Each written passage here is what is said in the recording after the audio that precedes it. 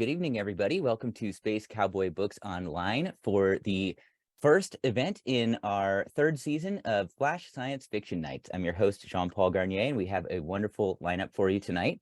We're going to have Susan Rukeyser, Todd Sullivan, and Tara Campbell. We're going to start off with Susan tonight. Susan Rukeyser hosts the Desert Split Open Mic, Joshua Tree, California's feminist, queer, and otherwise radical spoken word open mic. Her new novel, The Worst Kind of Girl, is due out next year from Braddock Avenue Books. She's had several short, feminist science fiction stories adapted for the Simultaneous Times podcast, including The Two-Faced Miracle of Justice Father Wynn. I'm going to hand it over to Susan for her story, Janus, God of Doorways. Thank you very much, Jean-Paul.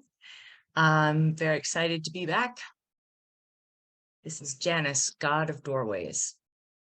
Janus stretched naked at her cabin window, which had its view obscured by thick, swirling yellow-gray clouds.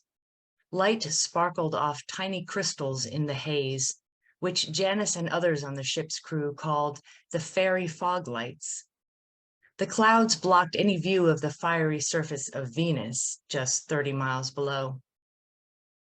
Janus extended her long legs, her feet, her toes, all of them, the extra ones too, surprised as always by how quickly her nails grew to sharp points. Around this time on every Earth mission, when they docked at this way station, Janus remembered that even loners like herself got lonely in time. She stroked the soft, thick fur that grew along her arms. At her job at Human Refugee Services, or HERS, Janus was known for having a way with humans. The newest human refugees were waiting for her now, a few decks down in the auditorium by her office. This group was mostly women from the United States, menopausal and malnourished.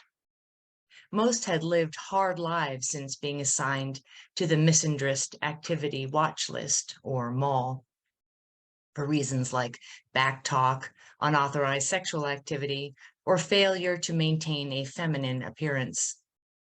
These women remembered a time before Father Wynn and the Traditional Values Party, before they were classified as breeders, potential, or failed, before mandatory implants fed lies into their ears. Human women were cute but traumatized, so Janus tried to keep her distance. It wasn't her fault they liked her furry arms, or swooned when she described the lush, rocky planet that was home to her and the rest of the crew, and where they were all headed soon, Kepler 452b. Janus used the name given to it by NASA, as the real name was unpronounceable by human mouths. Janus told them Kepler 452b was a lot like Earth, but safe. The auditorium was noisy with laughter and talk. The women all wore the equalizing silver jumpsuits issued to everyone on board. Each woman had a bloody bandage at her ear. Crew members, noticeably taller than the women, circulated with trays of food and drinks. When Janus entered, the women turned and stared.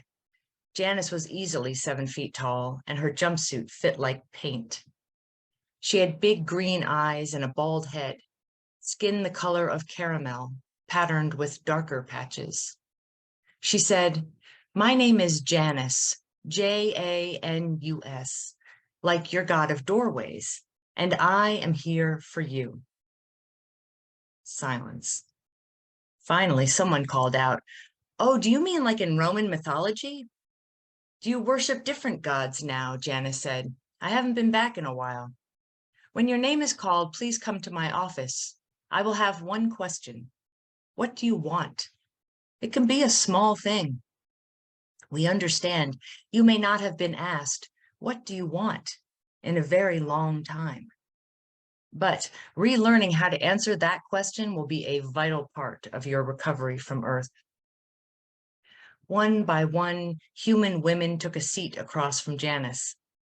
One asked for chocolate cake and espresso after years of stale rations and coffee substitute, easily ordered from the kitchen. Several asked to see doctors and were directed to the clinic. A woman named Carla wanted an extra blanket, so Janice wrapped one around her shoulders. Made from the soft undercoat of our jesters, said Janice. Have you heard of them? Like your dogs, but with opposable thumbs. They comb out the fur themselves. Another woman, Kaylee, wanted music, long band as a threat to social order. Janice sent her to the ship's newly expanded library. Finally, Janice was done for the day. Time for an herbal sniff, then up to the roof deck for some exercise. She heard a voice. Have you seen my husband? I need him. Ex-husband, technically. Janice looked but saw no one. Then an image flickered and Janice saw who spoke. A petite, curvy, and middle-aged human woman wearing a silver jumpsuit. Then she was gone. No men on this ship, said Janice, or on Kepler 452b. My name is Purity Windsor, and I need your help, said the voice. That's what I'm here for, said Janice, sitting back down at her desk. Purity said, some time ago on Earth, I was paid to test a new beauty device, and the results were catastrophic. I have been invisible ever since. I can feel my body, but I can't see it. I saw your body for a second just now, said Janice. Oh yeah, said Purity, like the practical human woman that she was, always ready to pivot. I like your furry arms, by the way. You know, I've been with women too. Pace yourself, said Janice, and I am not a woman. Tell me what you want. Ooh, I like that, said Purity. We are not flirting, said Janice. Fine. I want my face and body back. Do I regret my vanity? Yes. But also I needed the money. Things have been tough on Earth lately. So I've heard, said Janice. I don't want to know what I look like anymore, said Purity. I just want to be seen. Janice pulled a blister pack of tablets from a desk drawer. Put one under your tongue, she said. As it dissolves, you will return. It may be uncomfortable physically and emotionally, so best to take it in the company of a friend. Purity flickered into view once more, then disappeared. But in that instant, Janice saw her face. There was no friend, no ex-husband. Purity was alone, like Janice. I was about to head up to the roof deck, Janice said. It's hot outside, but tolerable. Bring your respirator. Janice could not deny what she heard in her own voice. Have you seen the fairy fog lights? There's a good view from my cabin. So long as we're not flirting, said Purity, slipping the tablet beneath her tongue. Even a loner gets lonely, Janice thought, if you leave her out in space long enough. Janice did indeed have a way with humans. She couldn't always leave them alone. By the time Purity rematerialized, she was in Janice's long, furry arms. The end. Thank you, Susan. That was Susan Rukeyser with Janice, God of Doorways. Next up, we have Todd Sullivan. Todd Sullivan currently lives in Seoul, South Korea, where he teaches English as a second language. He has had more than 24 short stories, poems, essays, and novelettes published across 5 countries. He currently has 2 book series through indie publishers in America. He writes in Taipei for the Taipei web and play series that focuses upon Black and African narratives. He founded the online magazine Samjoku in 2021 and hosts the YouTube channel that interviews writers across the publishing spectrum. You will find a link to that in the chat. Todd's going to read us a piece of Flash tonight called Bloodless. Over to you, Todd. All right, and thank you so much for the invitation. This short piece is called Bloodless. Joe's wife lay sprawled in the bed, a pack of sleeping pills and a nightstand next to her. He picked up the urn cylinder and read the label. She had brought the popular brand, Log Off, guaranteed to end a life peacefully. Pharmacies advertised Log Off throughout the silent city. The slogan, escape into the real you, written beneath smiling faces of families. His wife must have swallowed dozens of the tablets and died while she slept beside him. Caressing her cheek one last time, he called the 24-hour crematorium. When the technicians arrived, they wrapped her body in a burial shroud and informed him that a consular would be along soon. In no mood for that conversation, Gerald grabbed his basketball and stepped outside. In the distance, orbital antennas spraying out purple microparticles rose 70 miles into the air to pierce the atmosphere. The constellars had originally built them to amplify the extraplanetary telescopes launched 5 years ago by private enterprises. Only recently had the antennas started rotating on their axes and emitting a dust that was slowly coating the world. Gerald reached the court, stretched, and dribbled the ball.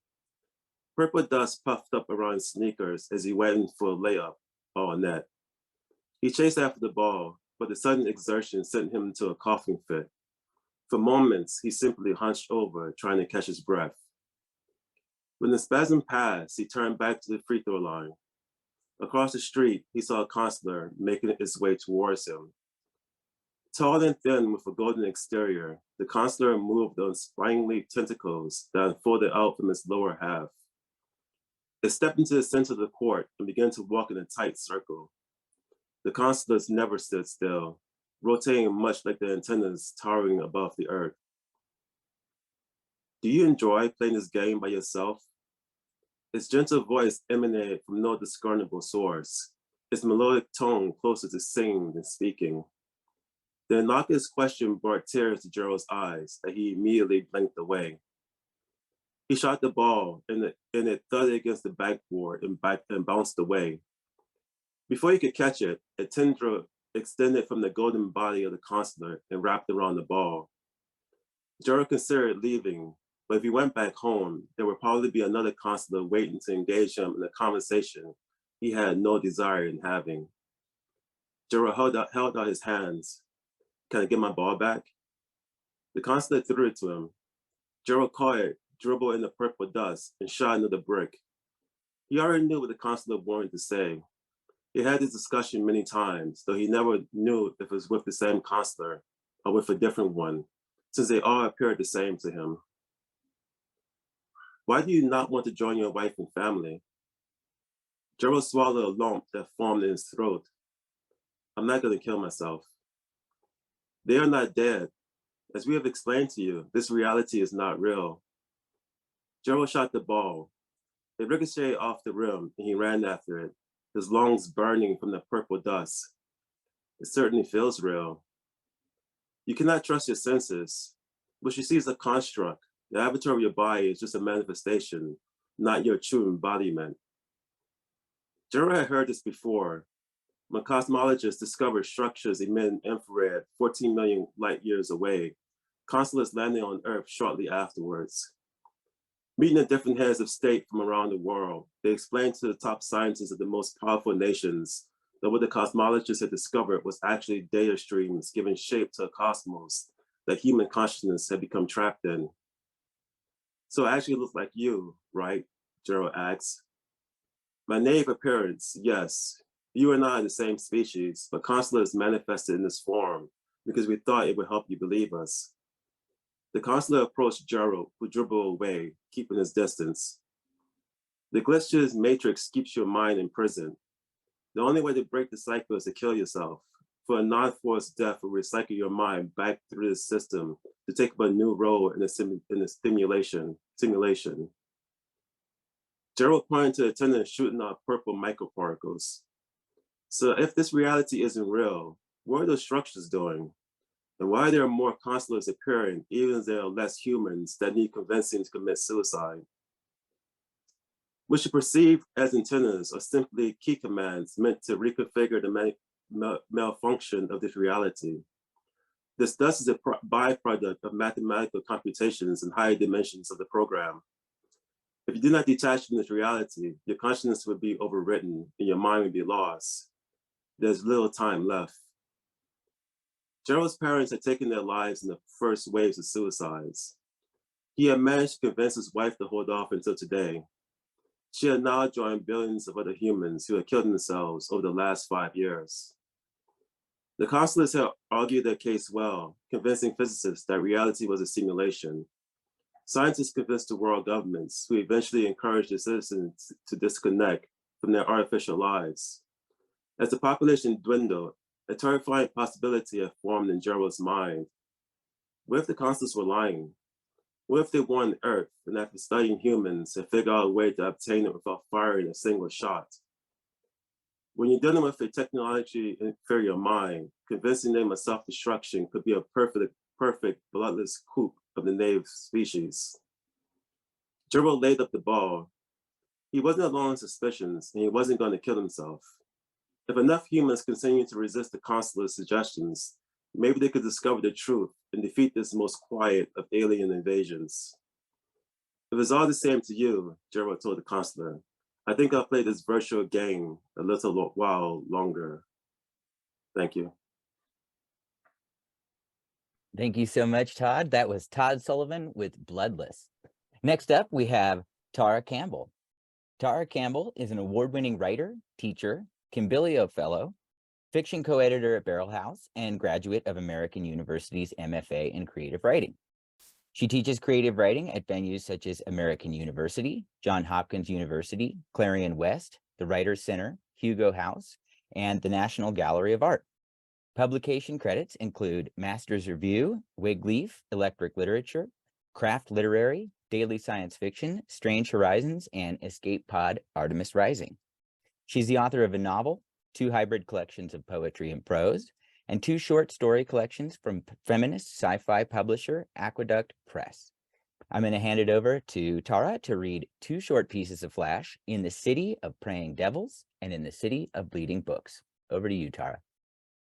Thank you so much, Jean-Paul, and thank you to Susan and Todd for providing this excellent ramp for me to climb up here after those readings.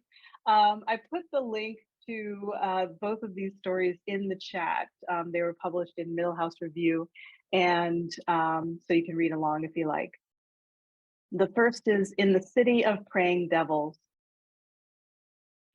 It never occurred to you that devils would have anything to pray about. But here you are in the City of Praying Devils. You can't pronounce its name, even when it's broken down into syllables for you, because it sounds a bit different every time they say it, and your mouth doesn't make those kinds of sounds anyway. You expected it to be hot and smell like sulfur, but it's actually quite pleasant. The air is delightfully humid, but there's relief in the cool breeze carrying the fragrance of magnolias toward you. The concierge has brought you up to the rooftop deck. A glass of some drink that tastes like cinnamon lemonade sweats onto a coaster on an end table beside your rocking chair. You try to relax, but begin to feel awkward sitting back when the concierge stands. The chairs are only for esteemed guests, he's explained. For those bringing their money into the city, you understand. You rise, gripping your drink so it won't slip out of your hand, and give the concierge a quick, polite smile before stepping to the railing at the edge of the deck.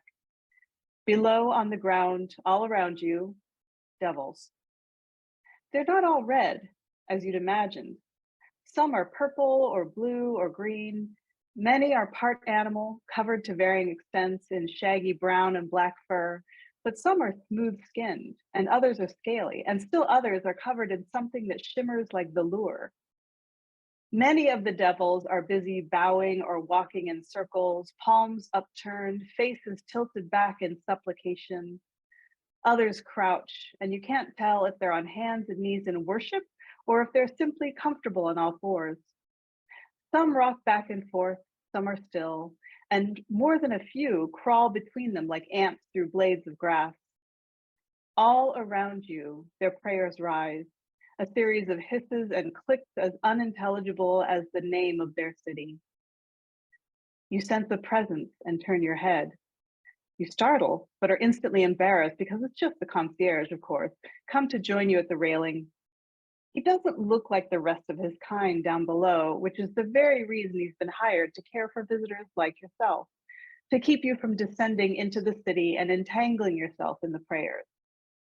Still, there's a sharpness to his cheekbones, a piercing quality to his eyes, his upturned nose reminiscent of a bat. What are they praying for, you ask? Oh, he says with a smile that tells you he's answered this question many times before. Everything, really. Each one has different troubles and hopes, but let me see what I can pick up on at the moment. He cocks his head and closes his eyes in an attitude of listening. Some are praying for more power, others for more riches. One wishes to couple with another, yet another one is praying about a sick child. They're praying to heal a child, you ask? No, they're praying for the child to die. This is a city of devils. You take a step back from the railing. I assure you, the concierge says, we have no interest in your demise. You release your held breath and nod. So it's not just death and mayhem for the sake of it? There's a point to it all? We are not so very different from you, he replies, inviting you with a gesture to have a seat in your rocker, which you do. We all want certain things for certain reasons. Pleasure, pride, sustenance, yes, but also love. Devils know love, you ask, incredulous. Of self, certainly. But otherwise, you ask? Does anyone? Your glass of lemonade slips, almost landing on your lap. You think about why you wanted to come here, why you continue to visit all of these impossible cities, what you've done to reach them. We are all the heroes of our own stories, you murmur. The concierge pauses, regarding you, then looks out over the city of praying devils. Indeed. The end. And thank you. Checking the time, I do have time to slip this next one in here. So this is In the City of Bleeding Books. These are books that don't want to be held, and yet you do, and here you are, wishing perhaps that you had never come. Your hands are sticky and red, and you've barely cracked the first cover. This book might once have held a confession, a cry for mercy, a plea for help. These books are sopping and fragmented, and it is your task to put them back together. You have come to pick up these books, to scoop slimy red pages up off the floor, to reconstruct them and figure out which memory goes where, which war to which era, which genocide to which land. You will read the pages, and as you read, they will straighten, unwrinkle themselves, knit themselves back together and become plain. One by one, the books will remember themselves and stiffen. Spines will reveal themselves, and as each title reappears, you will find a place for it. Clear a spot in the gore on the shelves with a sweep of your palm and slot the book in, still bleeding, but now whole. All around you are sodden red piles, books that need sorting, pages slid out from dissolving covers. The air smells of copper and pulp, the floors are slick, the shelves endless. You peer down the aisles, receding endlessly into the gloom, and try to recall how you got here. Others, working farther back in the stacks, have long since forgotten why they came. There is so much to be done, so much to repair, so many things that need to be read and saved. You know there will never be enough of you to do it all. You don't even know if you're reassembling the most important things. Look at this other traveler, reading and sobbing, smoothing pages, shuffling them around until they settle into place. There's no one to tell him if he's done it the right way. He spent decades preparing, studying and conferring, only to find that so much is not as he thought it would be. But now he can't be sure of anything, and yet he continues to work, scooping up page after page, reading, smoothing, solidifying what he can. We can only hope his motives are pure, his methods correct. Is he crying because the task isn't what he'd expected, or because it's exactly what he'd feared? Or perhaps he weeps because there is so much yet to save, so many more bleeding books to put back together, no matter how much it hurts. Every person is needed for the work that will never end. And you, how did you get here? Why are you here? Is it some sort of penance?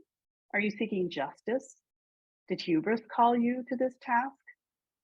Or are you merely lost? Now, after everything you've seen, do you really wish to stay? Thank you. Thank you so much, Tara. That was Tara Campbell with In the City of Praying Devils and In the City of Bleeding Books. Before that, we had Todd Sullivan with Bloodless, and opening the show, Susan Rukeyser with Janice, God of Doorways. I am very happy to announce that all three of these fabulous authors are going to be in the next anthology from Space Cowboy Books, Simultaneous Times Volume 3 at long last.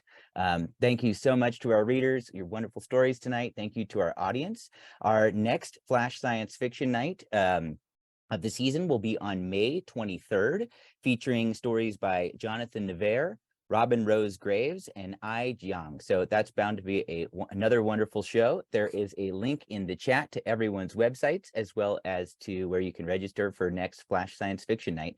Thank you so much, everybody. Have a wonderful night.